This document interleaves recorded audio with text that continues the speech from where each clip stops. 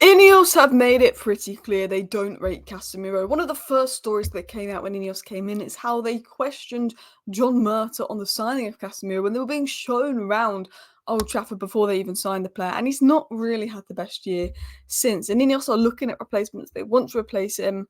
He's sort of being told your time is up at United. Same with Christian Eriksen. United have big plans to revamp the midfield. They have big plans to replace Luke Shaw. They have plans to bring in a winger with Eze and Diao being linked. Apparently, they wanted to bring in Christian Romero of Tottenham Hotspur to partner Martinez, and wow, they did have a brilliant Copa America together. And, United are exploring the possibility of a move for Arda Guler. Real Madrid have signed so many attacking players. Arda Guler may be looking to move elsewhere for game time. Could it be on loan? Could it be a permanent? And is Antony really ready to leave United? Hello and welcome back to Alice Talks Football, and welcome back to another video on the channel. We are on 92,693 subscribers, so please do subscribe if you're new. We're on the road to 100k. We're very close to 92.7k. Please do that like button if you have not already, and we're going to round up all the latest Manchester United news into a 10-minute video for you guys, starting with the news on the midfield and United's midfield plans going forward. The two different types of midfielders United are looking at are one, someone who could pair with Ugarte and Maino, and two, a deeper kind of controlling midfielder. Manchester United have been watching Adam Wharton and Hayden Hackney. So this was said by the Muppeteers. Now, I generally believe that United are looking at two midfielders ahead of next summer. They'll be looking at how Finn it is, obviously Toby Collier, how he does this season, how Eriksen's going to go, how Casemiro is going to go. We've already lost McTominay, we lost Amrabat, we lost Mesbury. I believe that United are looking at two midfielders, and I believe that if Hayden Hackney and Adam Wharton both had a good season, we will continue to look at those. We'll also probably look at a few players abroad, depending on the fee that Crystal Palace demand for Adam Wharton. But if both those players have a good season, there's no doubt in my mind that United would consider and be interested in bringing them in. It was also said by the Daily Star. Now, I'm going to say take this with a massive pinch of salt because the Cross Daily Star is like the Sun. 99.999999% of what they say is a load of crap. But they're saying that United bosses are set to hold talks with Adrian Rabiot as Erik ten Hag looks set to strengthen his midfield options ahead of what will prove to be a long and demanding season. Now, I do think my three areas of concern going into the season is left back because of the injuries to Malacia and Shaw, maybe right wing because of the form of Antony. Ahmad obviously had some injury issues, Garnacho's young and raw, and Rashford's been in poor form.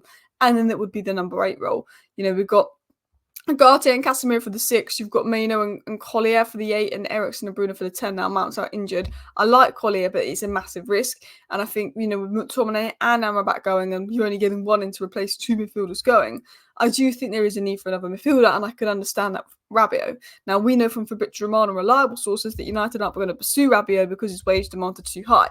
Rabiot still hasn't got a move. Maybe he's going to have to lower his wage demand if he actually wants to play football, and maybe United could consider the move then. I'm not sure. Now, I do think another midfield would be interesting, but I think United are more like we'd rather wait till January or the summer and get a permanent midfield, a midfielder that we want, rather than a short-term fix, I think is what United's stance is. Now, why do United want midfielders? Well, they've seen enough for Casemiro. Securing replacements for Casemiro and Eriksen is being viewed as priorities behind the scenes. Plans have been put in place to secure a long-term replacement in 2025, which takes us back to the Wharton and Hayden Hackney links. I think we will sign one number 6 and one number 8 come the summer. I think we will sign a left back. I think we will sign a winger and potentially a left centre back. And I think we will make another 5 signings next summer. Maybe we make one of those in January. Maybe it's on the wing. Maybe it's on midfield. Maybe it's a left back. I think a number 8, a left back or a midfielder could be signed in January, depending on who's available in the market, the form of United and the injuries that we have. But let's talk about some interesting report here from United Nad that works with United District, and he said that Arda Guler is a player United had tabs on even before his move and are now keeping an eye out on his situation in Madrid. Now, Ardu Guler has actually been linked to Manchester United by many sources. We were linked to him by a lot of Turkish sources before we moved to Real Madrid. But Spanish sources have recently linked United to Arda Guler, including the Mirror, because obviously how many superstars Real Madrid have and how Arda Guler wants, lots of minutes. And obviously Manchester United were massive fans of Arda Guler, but he obviously ended up going to Real Madrid.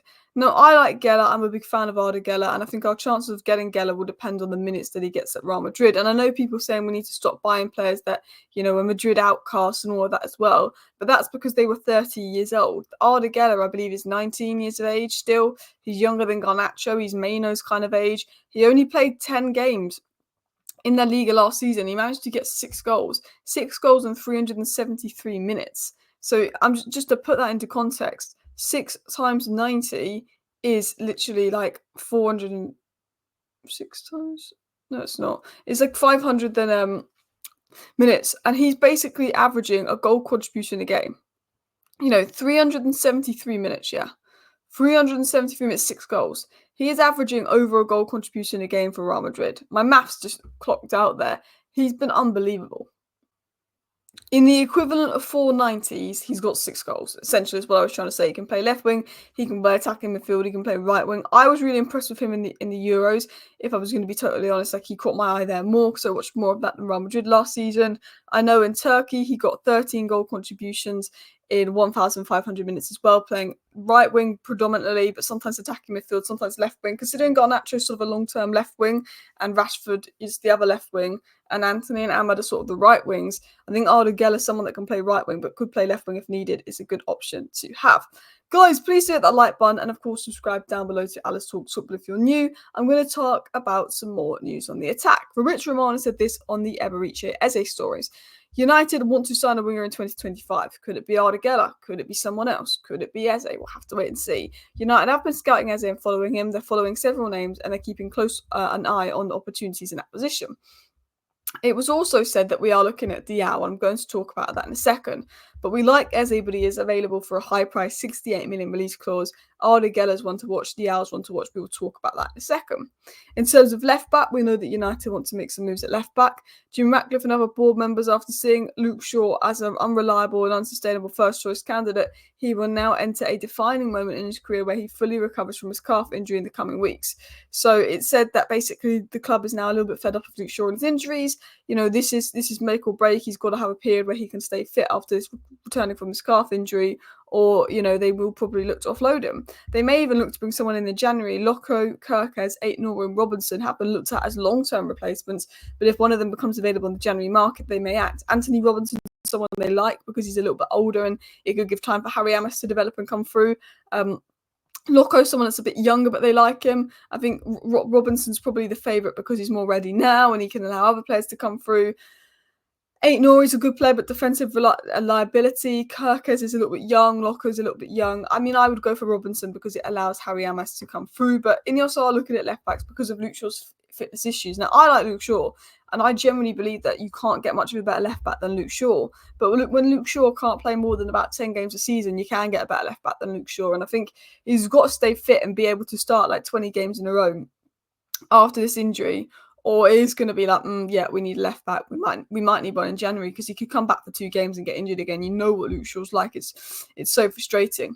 Now, interestingly, United did explore another shock move. Christian Romero had interest from Manchester United this summer, but Tottenham didn't want to sell.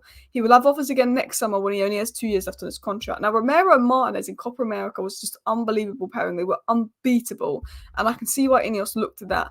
It would be an absolutely unreal pairing to have. They work so well together, and I would have loved Christian Romero at United, but it's Daniel Levy you're dealing with. Tottenham were not going to sell him cheap. Tottenham didn't want to sell him, and money-wise, you're better off looking elsewhere.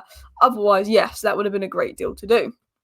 Going back to the attack, this is the winger United looking at. Hassan Diao, a winger, is someone Manchester United have tracked for a long time. They're interested. I did a video in August saying exclusive that I got some inside information that we're looking at Diao.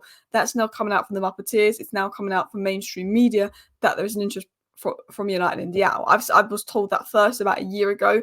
I reported it a year ago. This could be one to watch for 2024, 2025. I was then told back in August we're interested in the player. I don't get much information, but when I do, I trust the person that gives me information. And now we've got more people confirming we do have an interest in Diao. I'm not saying that anything's going to happen, but I'm saying that this Real Betis winger that I believe has a £26 million release clause, which is 30 million euros, has always been liked by United in terms of stylistic. He can play left wing, he can play right wing. He's direct. He has elements of Nico Williams in his game, but he's young, he's raw, but he's one that United are a big fan of. Now let's talk about our most recent addition, Agate. Nicky Butt spoke about Agate and what he could add to United. He said, I've seen a bit of him last year and I think he's what we need. He's got legs and he's aggressive. Hopefully he'll shore up that midfield the one thing it is lacking, and it's got a bit of talent in there going forward, is we can be a little open when teams are on the counter-attack against us, so hopefully that makes a difference. Nicky Butt says hopefully Agate comes in with his legs, being aggressive, and makes us a little bit less open on the counter-attack. He said on his positioning, he's likely going to be the anchor in the engine room. He said, I'm pretty sure the process behind why United brought him is for him to do the dirty work as well, get the best out of the rest of the players as well, protect the back four, which I think is exactly why it's been brought. It was also said from the Mappeteers that from a limited amount that they've seen of Agate, the people at United, from the limited amount they've seen of Agate, are incredibly impressed with his physical flooring, physical levels, physical energy and aggression, which is another reason behind the signing. And then lastly, the Sun said that Antony is pushing to leave United on loan, Fenerbahce in pole position to secure the deal. I don't believe this. It's come from the Sun. The Sun spew nonsense, and we know that actually Antony probably wants to stay at Manchester United, if we're going to be honest, and now Masraoui's here and make it work at United. Listen, people, please hit that like button if you haven't already, and of course subscribe down below if you're new. I should be back with a live stream around 5 o'clock tonight. So thanks everyone for watching and tuning in. See you next time. Bye.